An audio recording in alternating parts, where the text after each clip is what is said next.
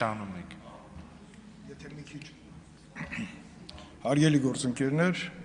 գուցե եզրափակիչ ելույթի կարիք չլինի, եթե չհնչեին օրինագծից դուրս որոշակի տեսակետներ,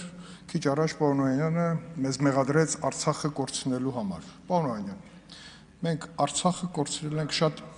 շատ վաղուց, դուք լավ գիտեք, դուք եք եղել բանակաշինության հիմքում, ես էլ եմ եղել, ես մի քիչ սկզբում ավելի շատ, դուք ավելի քիչ, եւ մինչեւ 94 թվականը մեր բանակը ուներ որոշակի գաղափարական, քաղաքական եւ ռազմավարական առանձնահատկություններ։ Դրանից հետո մենք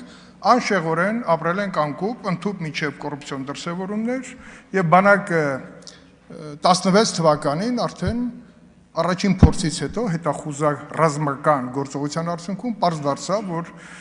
հակառակորդը ըստ էության ցույց տվեց, որ ունի առավելություններ։ Մենք այդ առավելությունները իրենց չենք ցանկացել տեսնենք, որտեղ քաղաքական առումով մենք ասել ենք ստատուս քվոն հավերժելու։ Այս հարցին ես չէի մոտենա, եթե ձեր տեսակետները չհնչեցնեի կորուստի հետ կապված։ Իսկ եթե կորուստի պատճառները շատ եք ուզում իմանայիք, քննիչ հանձնաժողովը շատ լավ հարթակ էր այդ ամբողջը վերհանելու, որը վերհանված է, եւ հասարակությանը եւ մեր ժողովրդին ներկայացնելու համար, որը անշեղորեն մենք կդարձնենք իրականություն։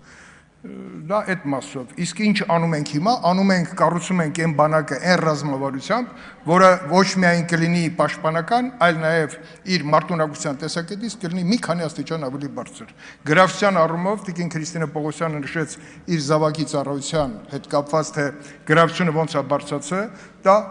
ոչ միայն ականատեսի, դա ծնողի տեսակետ է, ոչ միայն մեր գործընկերի։ Եվ այդպես է համատարած։ Ես մոտեցա մեր գործընկերներին Աննա Գրիգորյանին հարցնեի քվեարկությունը, որտեղ չէի հիշում ոնց են քվեարկել, բայց ինձ ասաց, որ չեն քվեարկել։ Ես դա ըմբռնումով եմ մոտենում, որտեղ այս նախագծին ոչ դեմ, ոչ ձեռնպան բան չի, որտեղ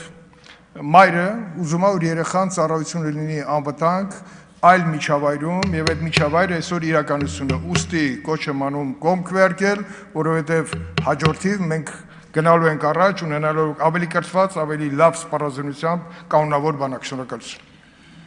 Պարոն Պապիկյան, եզրափակիչ ելույթի համար համեցեք։